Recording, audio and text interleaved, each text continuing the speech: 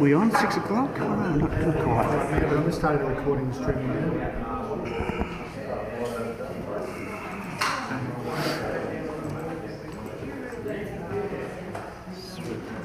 Counting down.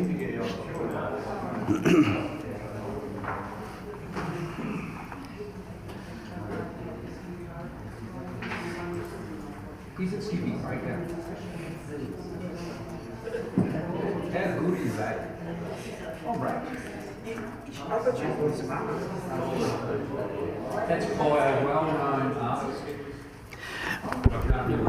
Well, good evening, ladies and gentlemen, and welcome to this meeting of the Wellington Shire Council on this Tuesday, the 17th of March 2020. Members of the public gallery should note that the Council records and publishes Council's meetings via YouTube to enhance the accessibility of Council meetings to the broader Wellington community. These recordings are also archived and may be published on Council's website for viewing by the public or used for publicity or information purposes. At the appropriate time during the meeting, members of the gallery may address the Council, at which time their image, comments or submissions will be recorded. Members of the public who are not in attendance at the Council meeting but who wish to communicate with the Council via the webcasting chat room should lodge their questions or comments early in the meeting to ensure that their submissions can be dealt with at the end of the meeting.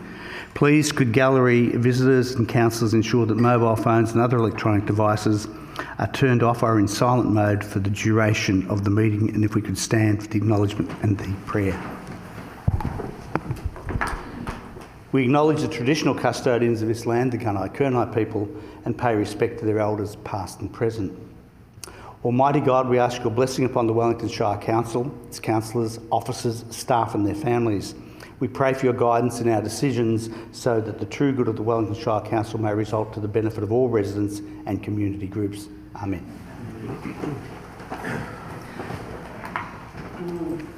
No apologies, CEO. Declarations of conflict of interest? None.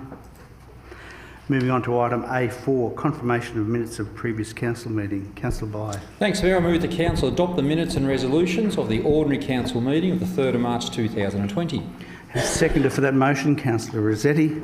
Is that motion opposed? If not, the motion is carried. Councillor Bye.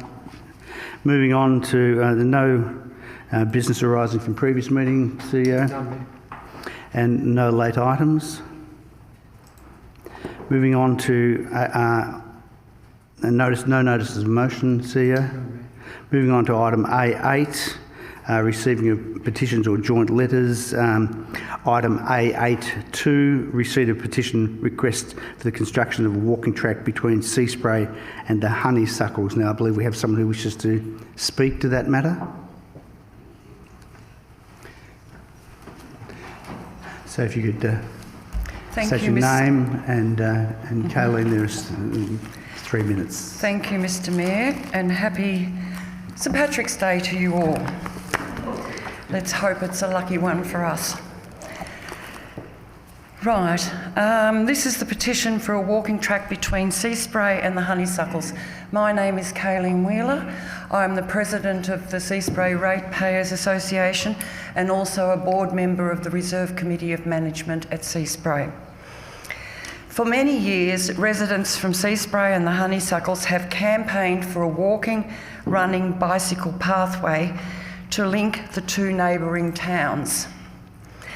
This track would improve the connections between the two communities and provide a much needed fitness path which would keep users safe from dangerous road traffic along the 2-kilometre route. Our petition was to gauge the support for this pathway, and we were overwhelmed by the support, including support from our overseas visitors from Germany, France, England and Switzerland. Many saying that they were surprised that it hadn't happened, considering how many other pathways have been completed in the Shire. And may I take this opportunity to say these petitions are still coming into me. So over the summer holiday period, over 1,000 signatures were collected from people who support the construction of the walking, cycling, running track. Foreshore Road is often a speedway and many tourists, visitors and locals find it unsafe to use, but they do so because it is a good length for walking and bicycles to engage in fitness activities. This road has seen 2 bad accidents in the past 2 years, and with the town population on the up every summer and holidays, our roadsides are always full of families, children and tourists, either having a stroll or partaking in some serious fitness pursuits. The topic of a walking track is always fiercely lobbied at our monthly ratepayers meetings, and now it's the time for the Wellington Shire to listen to us. After what seems like an eternity of polite requests, we decided the time has come for more public and vigorous campaigns in the hope that we will finally achieve success. Looking forward to a favourable outcome, I present the petition for the walking track between Seaspray and the Honeysuckles on the 90 Mile Beach. Thank you. Thank you very much. I was just going to say, you have that petition? Yes, we do. I had it in. Just before I go, is there any questions? I know I'm not supposed to do this, but maybe someone wants to ask me a question. Looks like you've missed that one. Well, it sounds like you're in favour. Good, thank you.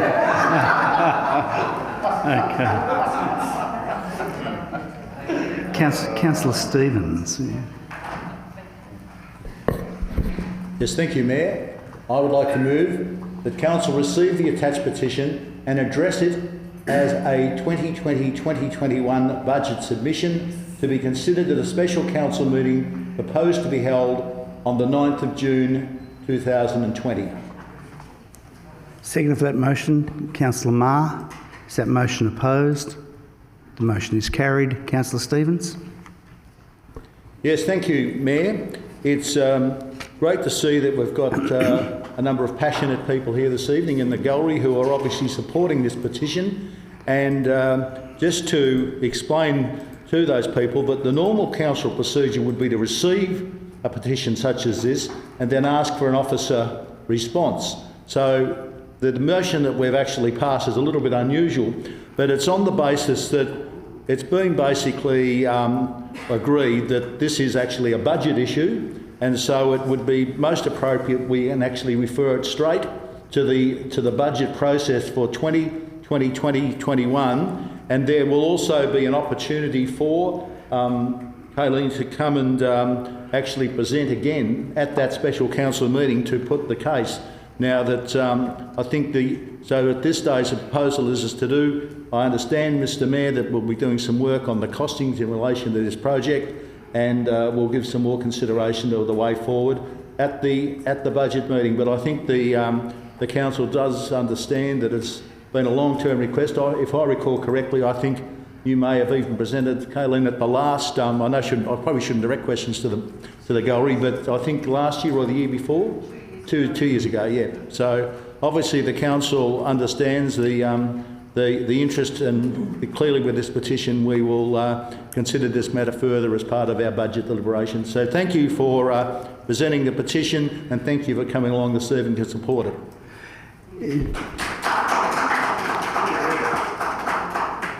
Is there any other councillor wishes to speak to this issue? If not, we'll move on. And just by way of information for those of us who come from the coast, we've all been made to feel a bit more comfortable tonight by Councillor Byers' acquisition at the art auction, where he bought this fine piece of sculpture, which occupies the space in most of our backyards for those of us who live on the coast. So I don't need it, Councillor Byer. I have one on rotation at the moment. Moving on to item A9, we don't have any invited addresses, presentations or acknowledgements, or yes, we do? We do. Councillor McCubbin. And thank you very much, and thank you for the people of Seaspray. That's very kind of you. I'd just like to make an acknowledgement in regard to the art auction, and in fact use this very fine specimen to indicate the success of that art exhibition. This was a collection of really credentialed artists from all around Australia who donated works of art, both for a live auction that happened on Sunday at the Wedge and also for a timed auction that occurred about the same time. The money raised was a whopping $168,000, which all, of course, goes to the Gippsland Fire Relief, and they will use that completely to the protection of people here in Gippsland. Can I just comment, though, on a couple of things, and that is firstly the artists who donated their works. It was really pleasing that the artistic community really got on board. To the people who bid for things, even if they're unsuccessful, I think I might have bid for that as well, but you took it off my hands. I know several of us here, Councillor Crosley donated a piece of work, which was wonderful, and we all had a bit of a go. I was able to pick up 3 items myself, so it was a wonderful program all up. But please, the heroes of the day, not just those that bid and not just those that donated, were of course the staff and the gallery who put it all together. Simon and his team did an exceptional job, raising the profile, allowing artists to make their donations, organising, coordinating and giving up hours and hours of work to ensure that the money donated goes into Gippsland homes. I think that was wonderful, and quite sincerely, the gallery staff here do an amazing job, and I'd just like to thank them very much for their efforts. Thank you. Thanks, Councillor McCubbin. Good job. No questions on notice, CEO? None, Mayor. Moving on, and before I move on, you can, but there is a section for that later in the meeting. So these are questions which have been given on notice, so we're not at that point. Could also mention then to all of the loyal Seaspray and Honeysuckles people, if they don't wish to, I was about to say, watch paint dry and grass grow. Come on. There's the Place Names Committee report tonight. Oh yes, so this will be scintillating if you so desire, but you don't feel obliged to sit through this if you don't have a burning desire to do that. So. Are you? Excellent. Good. Excellent. Thank you so much for listening to us. Good on you. Thank you. See you later. And we might move on to item A11, Mayor and Councillors Activity Report. And before I call for someone to move that, could I just, in fact, I looked at the items that I wish to speak briefly to in introducing this report. And interestingly, the first one was, in fact, Art Aid, because amongst that report we had the launch of Art Aid, but now we've seen that come to fruition, as Councillor McCubbin so eloquently expressed. It's in excess of some $168,000 raised, with a clearance rate of, I understand, somewhere in excess of 75%. Could I also acknowledge the contribution that the auctioneers, the gentleman from Leonard Joel, Leo O'Brien and Councillor McCubbin, all made to that event. It probably came under the heading of entertainment as well as being an auction. And a great job was done to raise that some $168,000. I think that I didn't have an official role that night or that day, which was good. I got off easy, glass of wine, and watched it all unfold. But I did get to do the launch, and I think I'd repeat that that unlike a football match or a cricket match or a concert, this is something which is forever. So for the people, for their generosity, they get to keep what they've acquired for the rest of their life. So they have an ongoing reminder of the generosity and the generosity of all those who contributed to this amazing event. Also pick on 2 other things out of the Mayor's and Councillors' Activities Report. Again, reflecting the generosity of the people of Wellington, an event called Gippsland Shine Bright, organised by members of the business community, where they managed to assemble in excess of 200 plus people. I'm not certain the final figure that they ultimately contribute, but it will be a significant sum to go on to continue to enhance and promote, particularly business which has been so affected by the bushfires rather than impacted, and there is a serious gap in the marketplace for all of those Wellington and Central Gippsland based businesses that have been so badly affected by the bushfires and now again face the additional coronavirus impact. So a tough time for business all around, but a great time to acknowledge the generosity of the Wellington community in rising to the occasion. And last but not least, could I just acknowledge from that report the official opening of the Garden for Life project in the Botanical Gardens. An absolutely amazing effort, a a great job by all concerned in regard to both funding this and delivering it, to our parks team who did an amazing job. Could I recommend that you take the opportunity to get there, take your shoes off, push the button and have a little bit of a play in the water play space. I think you'll find it exciting and exhilarating for kids of all ages. So there's a few matters that I'd like to just make mention to from that report, and I need someone to move that report now, so Councillor Ripper. Thank you, Mayor. I'd like to move that the Mayor and Councillor activity report be noted. Seconder for that, Councillor Crosley. Is that motion opposed? If not, the motion is carried. Councillor Ripper, you speak further? Yes, Mayor, that you've actually mentioned most of the important areas there. I travelled up the other day to the Garden for Life. I think it's a great idea with the water.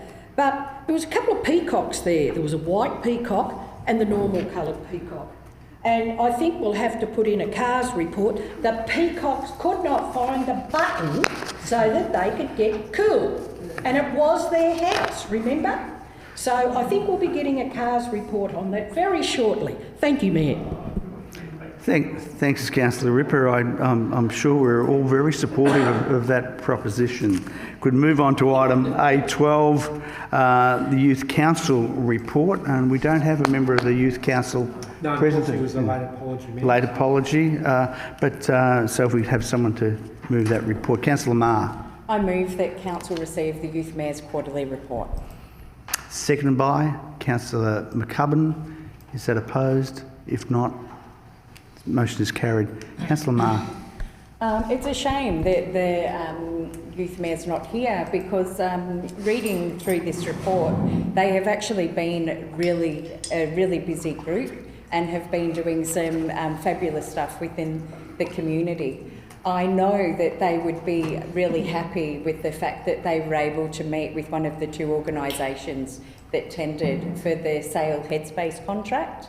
It was not too long ago that they actually asked Council to write to local MPs to actually push that this be considered, and they've actually been quite successful. And kudos to them for their hard work and initiative in pushing forward with this.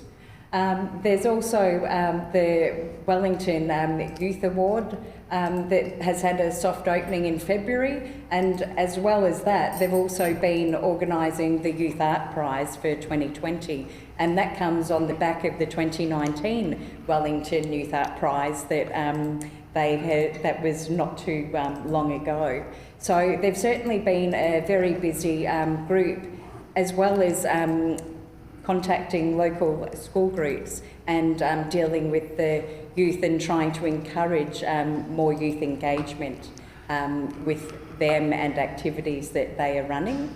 And I know that at this time that with the COVID-19 within the community, that there's a lot of I guess, anxious and scared people, and I know that our youth will certainly be a part of that. And I think that the leadership that this group is actually showing will have long-lasting effects, and we certainly encourage them in all that they are doing for our community. So thank you.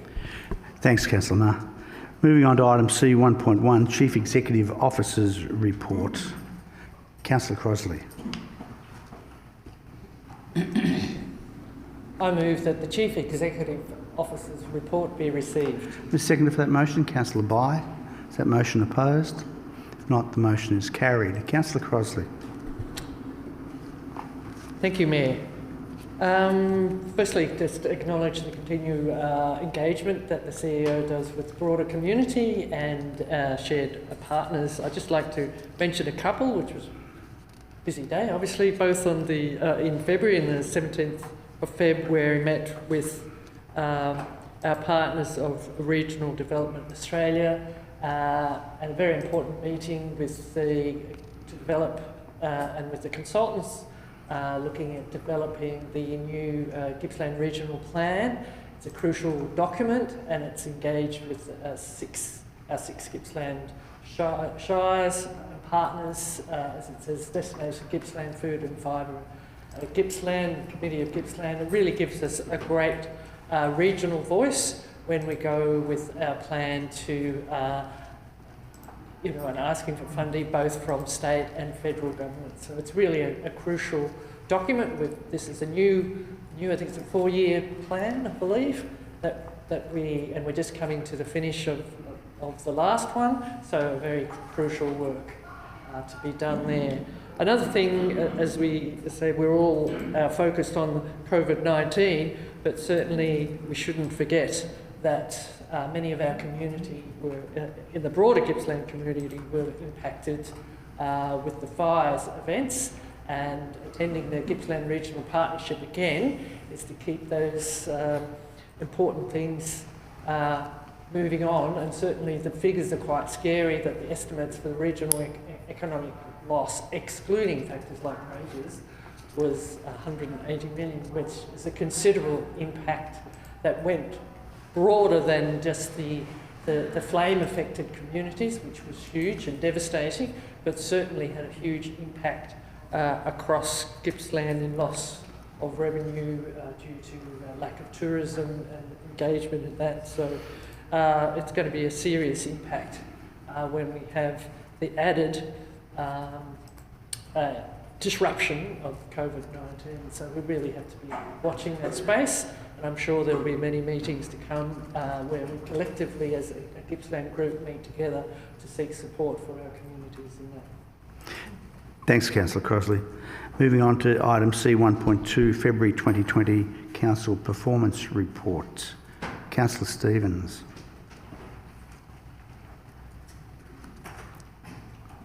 Yes, thank you, Mayor. I'd like to move that Council receive and note the February 2020 Council Performance Report as attached. Second for that motion, Councillor Bye.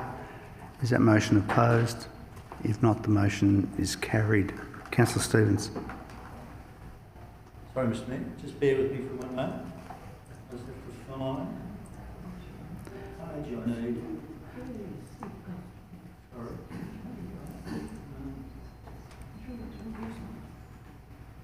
No, I'm good. Yes, thank you, Mayor. Sorry about that. I was just looking for the page about the Capital Works project. I think that it's reasonable to say that in relation to this performance report, we can indicate that everything is on track as far as the financial performance of council is concerned for this current financial year up to the 30th of June. I suppose we're starting to get close to the last quarter, but there's things are basically moving along as pretty much predicted in when we did our budget for this year. Just in relation to other matters, there are a number of capital projects that are proceeding, and in particular I'm referring to the Cameron Sporting Complex. That's possibly the most major project that we're working on at the moment, and that is on track. The last report indicated that everything was proceeding pretty much as anticipated, and the feedback that the council received was that all the users are very happy with the way it's all working out, and have been working in with the builders. And obviously it's not that easy to redevelop a facility and then continue to try and use it, but that seems to have been working pretty seamlessly from what I can see. Other projects that have been proceeding have been things like the Stratford Recreation Reserve change rooms, the Pine Lodge Tennis Club.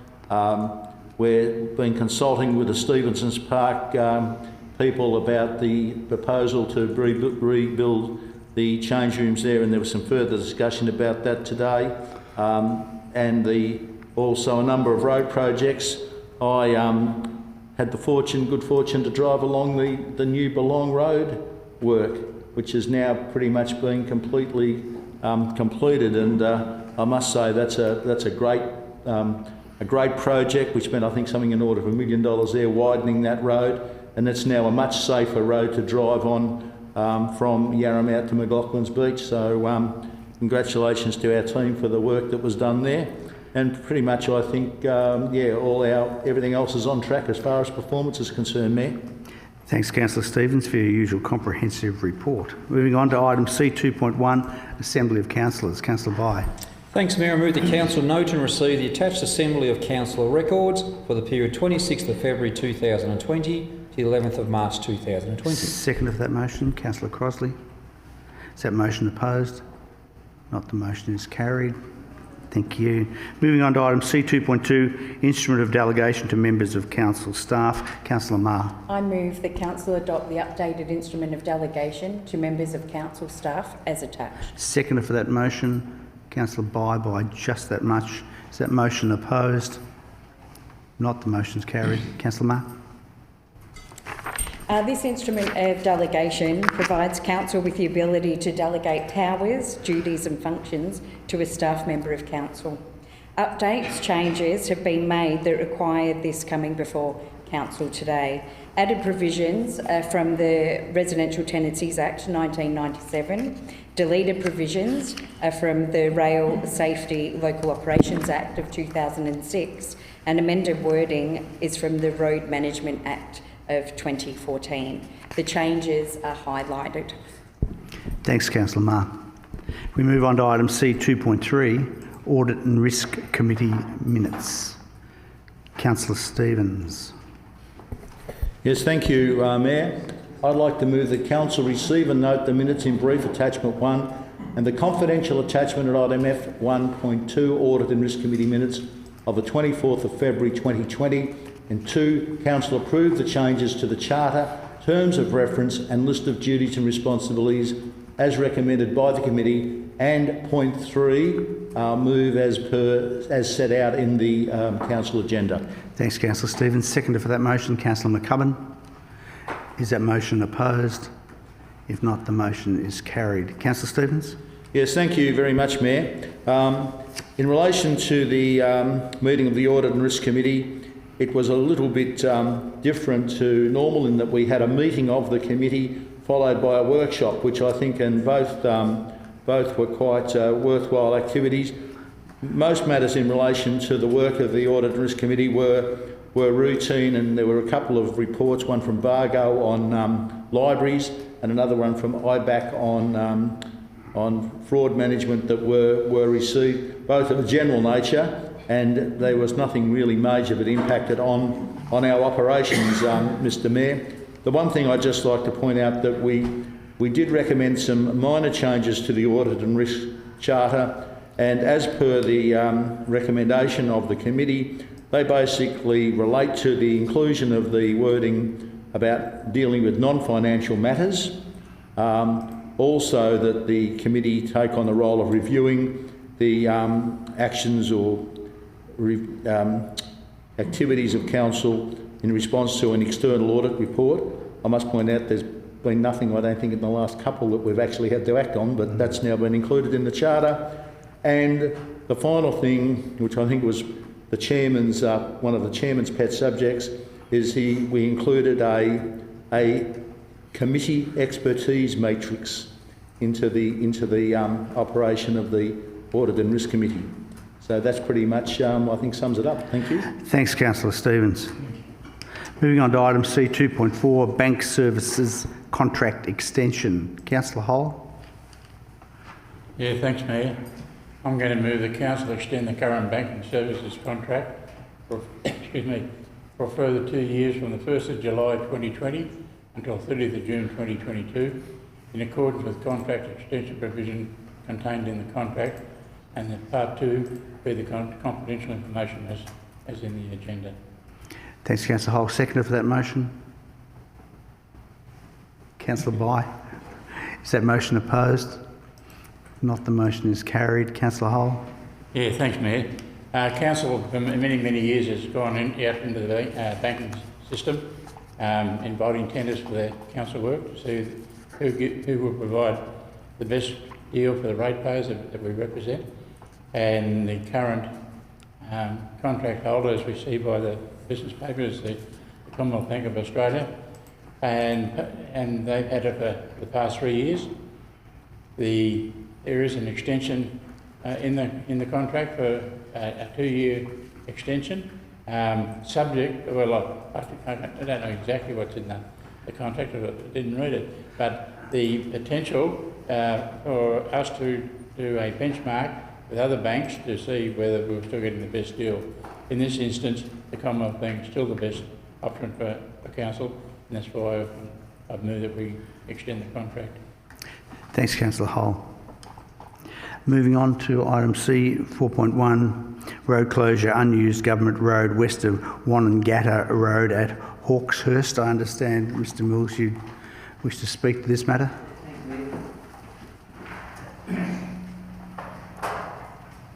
I'm Keith Mills. I'm the property owner affected by this item, and thank you, Mayor and Councillors, for granting me the opportunity to speak to this motion.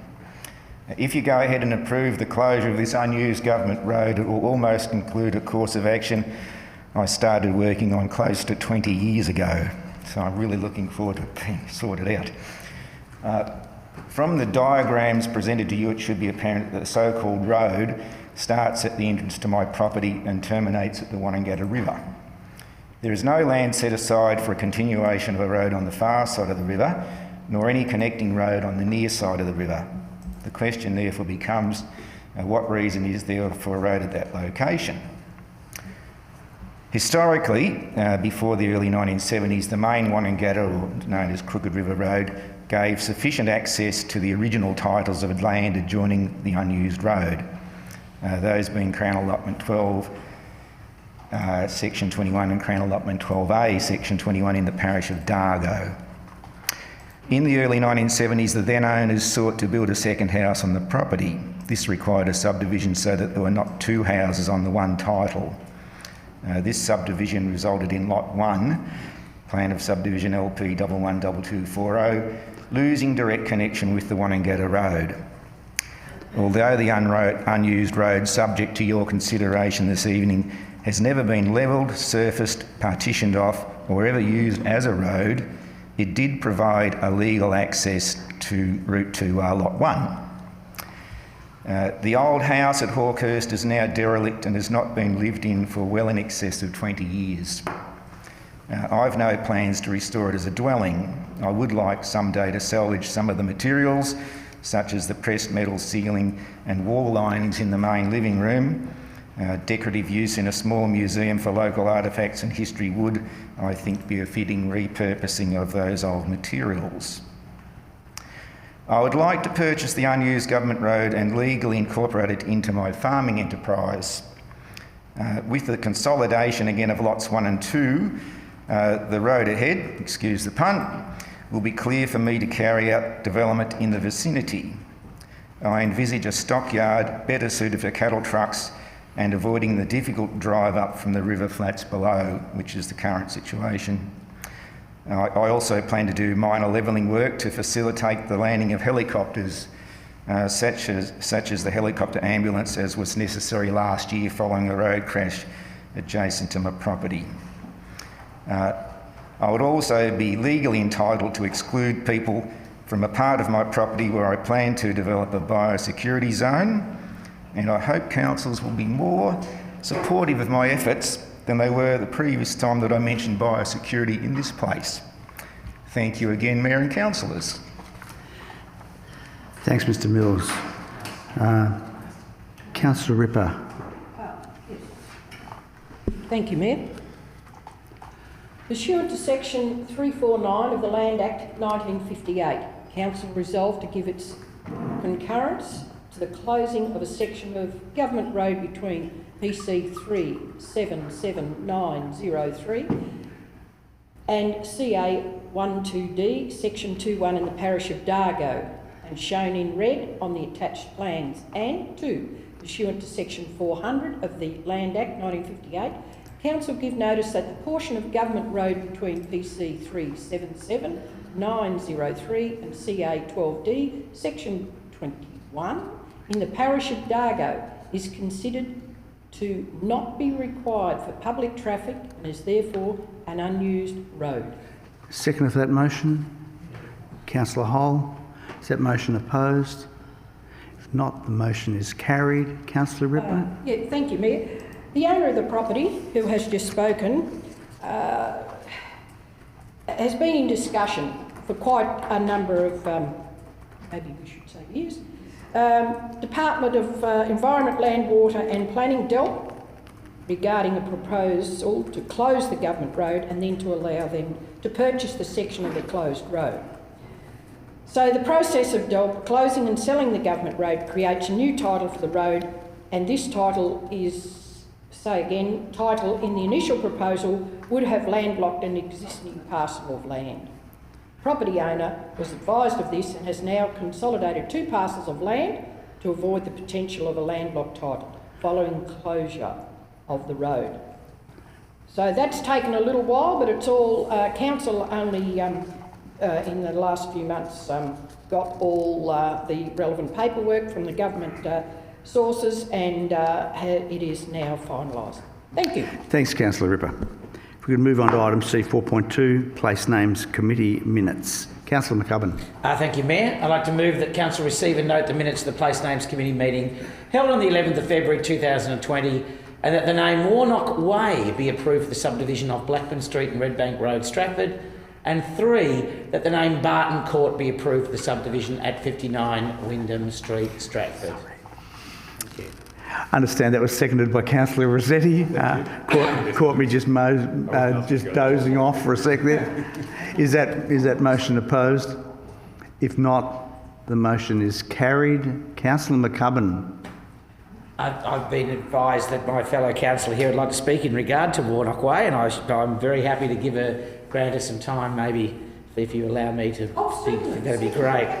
Thank you very much, ladies and gentlemen, for passing those recommendations of the Place Names Committee. If I can just draw the curtain a little bit on some of the workings of this very important committee for the benefit of those people and those that have stuck around from Seaspray and others.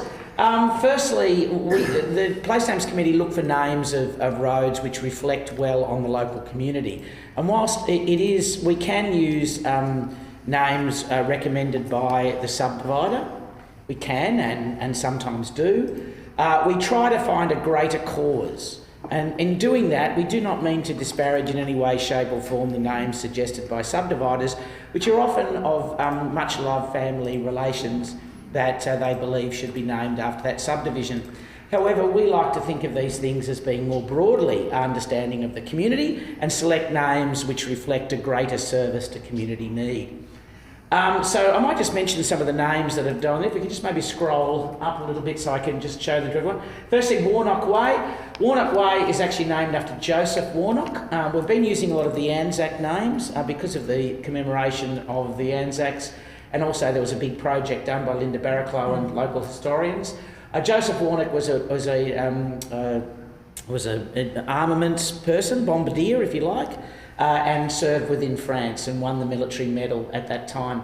I think all of us are aware of the absolutely horrific conditions that were in France, Ypres and others. It's certainly an absolutely shocking conflict, and Joseph Warnock apparently served with distinction in that conflict and is deserving of remembrance. Barton Court is also named after a gentleman, Barton, who actually died at Gallipoli. So he actually does not have a grave. He is one of the unknown there on the Gallipoli Peninsula. And as we say every Anzac Day, of course, we shall remember them. And of course, Warnock and Barton are 2 names which are deserving of memory. So again, as I say to you, I know subdividers get a bit upset that we don't use their much loved family friends. I'm of the opinion that that these people are certainly well deserving, have given the ultimate service to their country and are deserving to have a street named after them. Can I also just, and people often ask me, they say, what skills do you need to be a member of the Place Names Committee? Because of course, councillors are always trying to get on the Place Names Committee.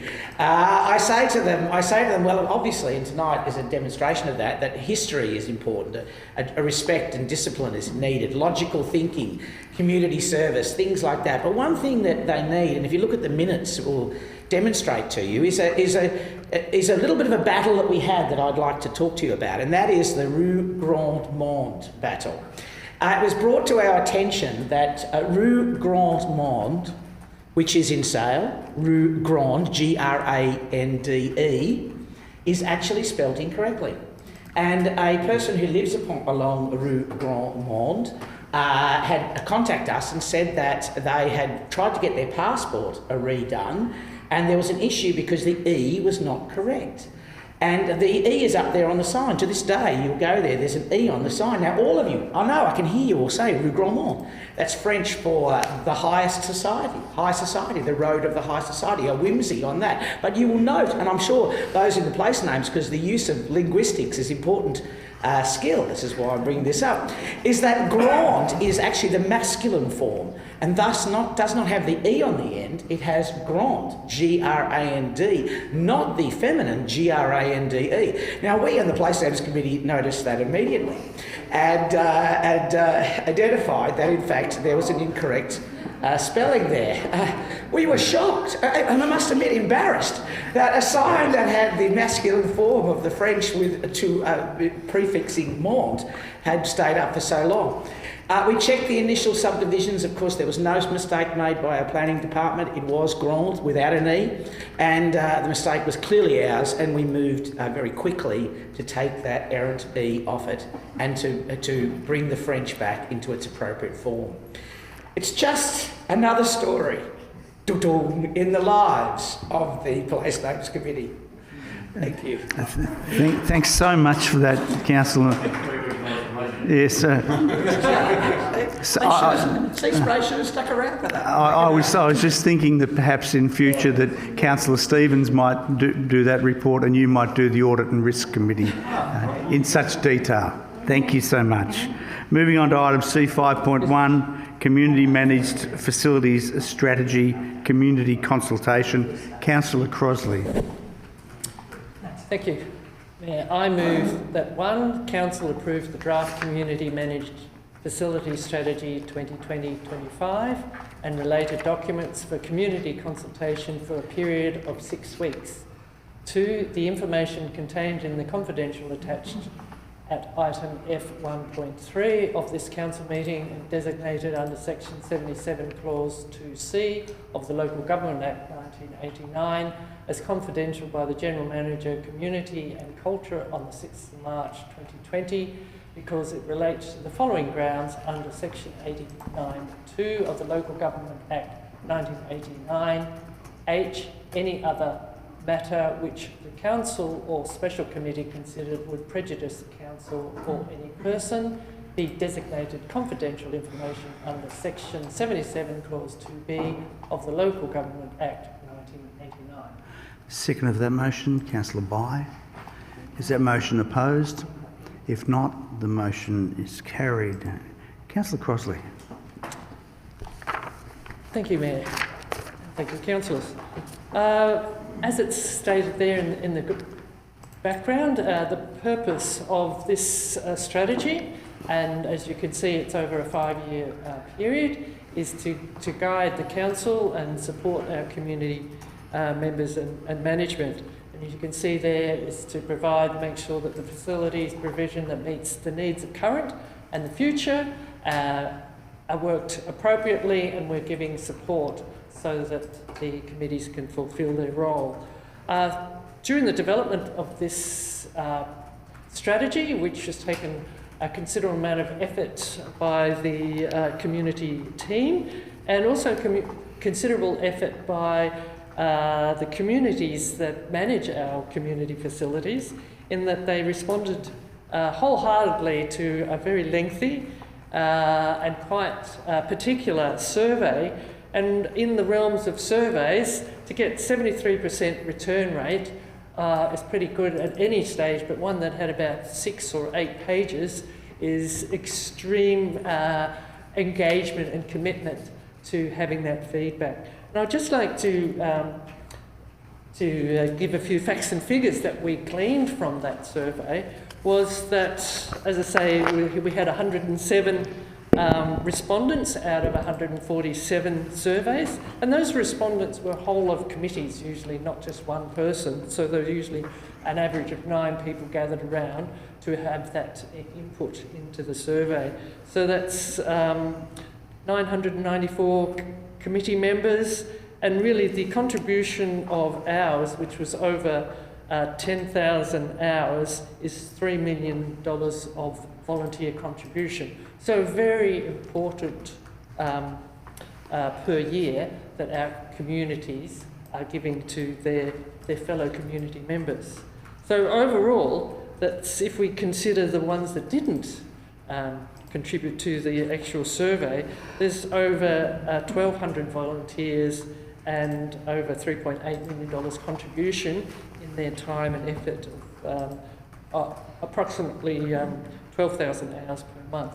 So our community are not only contributing their time, but they're really managing $90 million worth of community assets.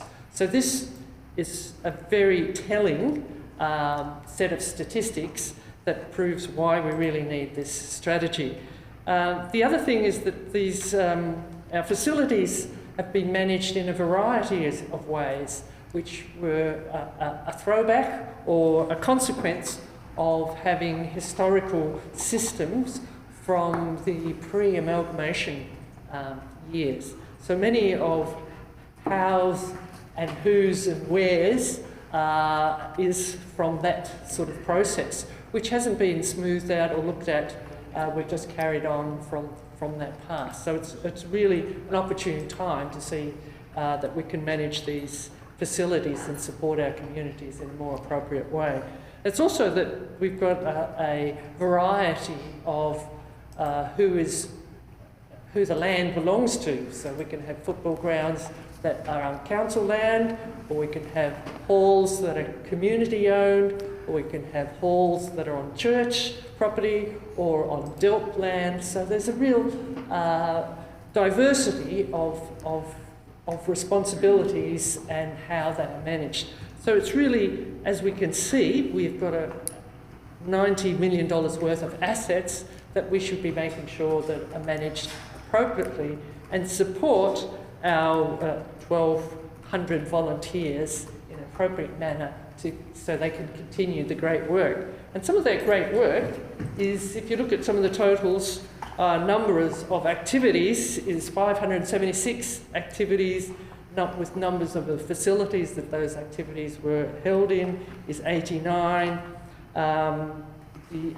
and the total number of participants annually in those facilities is over 80,000. So it's really an important area that we've actually probably neglected in looking at in an a holistic way, and to create this strategy is crucial work, and the team is to be congratulated on this body of work, and we'll be taking 6 weeks once it's release of community consultation to step through this quite significant body of work and to engage with our communities that are doing this wonderful work. So significant body, and thanks to the officers, and thank you to the communities and committees that responded, and I'm sure that there'll be a lot of conversations in the future, and looking forward to a great outcome.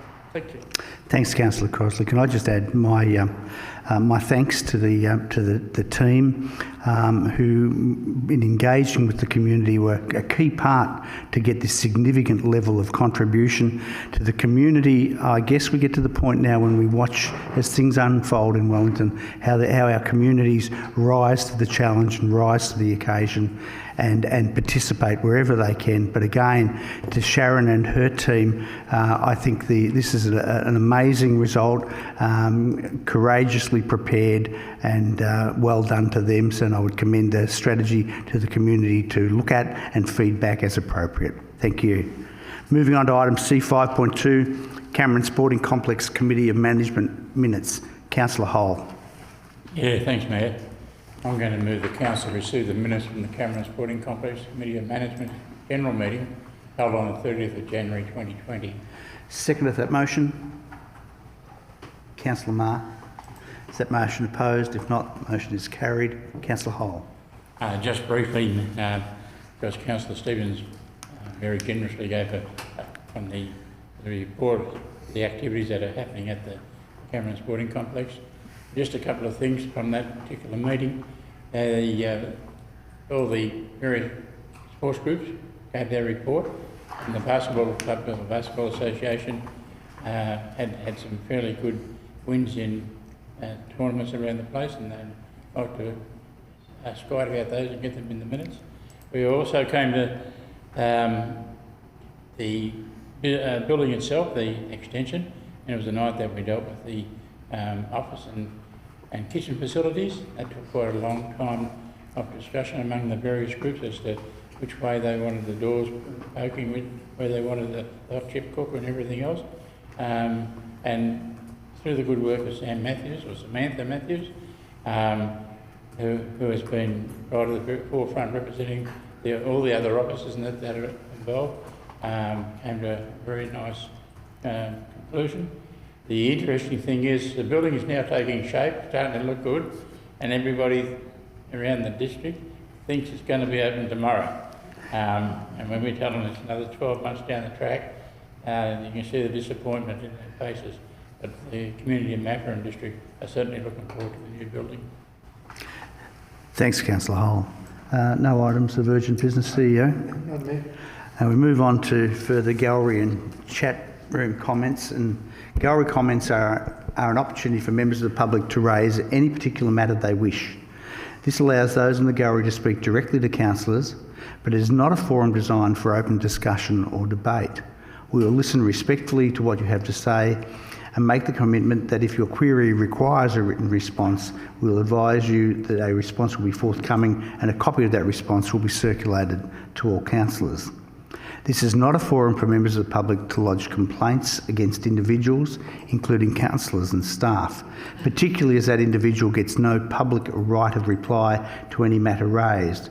We take complaints seriously, and in line with the guidance from the Victorian Ombudsman and the Local Government Inspectorate, we request that any specific complaint against an individual be put in writing. This way, your concern can be properly dealt with while ensuring fairness to all parties concerned. If you wish to speak, we remind you that this part of the meeting is being recorded and broadcast on our website.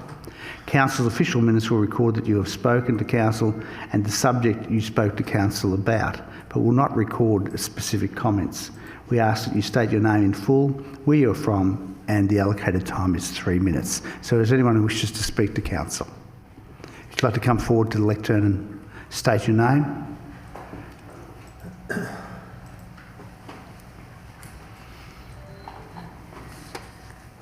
Mr Mayor, Councillors, my name is Birgit Sarsfield. I live in Hayfield and I have a house in Seaspray. I'm here today to talk about Hayfield.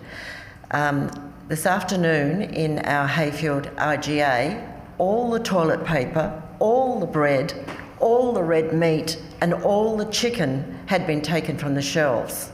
And according to the staff, they're not locals who are raiding the supermarkets, they're people from out of town. They don't recognise the people that come in and take all the food. Now, I know that this is probably not an issue that councillors would normally engage in, but perhaps you could take an interest in it and do a survey of the regional supermarkets to see how they're getting on. And if it's happening in all the little country towns in Wellington Shire, perhaps you could write to the state government or talk to the state government about enacting legislation which would allow supermarkets to tell these people to stop it or to go away or to stop taking all the food, because I'm concerned about the elderly citizens in our town and the disabled not having access to good quality protein, and there's a possibility if this gets worse, people will go hungry. So I'd really appreciate it if you take an interest and perhaps ask around, see how the other towns are getting on. They must all be in the same position. Thank you. Thanks very much, John. Yeah, good job. Thanks very much. Just as, whilst we don't normally necessarily respond to issues as they're raised, could I let you know that prior to this meeting, it would be fair to say that this very matter was given some serious discussion around this table. We too are very concerned about the matter. It's interesting that the promotions that's been used in recent times on the back of the bushfires is to suggest that people put their esky in their car, head to Gippsland and fill it up. I think the expression sometimes careful what you wish for comes to mind, but we also recognise the point you make, and in regard to the lead agencies in regard to this space, as you will appreciate, is not us However, we recognise that in terms of leadership, we have a role to play to appropriately advocate and support our community wherever we can. We are very mindful of this responsibility. We appreciate your comments, but I'd just like to let you know we've already given this matter some very serious thought and will continue to do so. Thank you very much. Is there anyone else who wishes to speak to Council? Mr Mills. Yeah, Keith Mills, you'll be sick of the sight of me. But on a lighter note, I don't know how much involvement council had in organising or approving or whatever, but you've got to get down and see those murals at Yarram, particularly the one of Ralph Vale and his Bullock team on the Federal Coffee Palace. Brilliant. So I reckon the locals will have seen them. You can't miss them, but anyone else who's got any inkling to go Yarram way, it's well worth the visit. And that's all I had to say. Yeah, thanks, Mr Mills. We're actually looking at what we'd call a mural-led recovery when the time comes. So, I think Councillor Stevens, would you like us to? Please. Yes, thank you, Mr Mayor. I would like to move that the meeting be closed to the public pursuant to section 89(2) of the Local Government Act 1989 to consider personnel matters. Seconder, do I need one for that? It's a procedural matter. No, I don't. Done. Thank you. Thank you so much.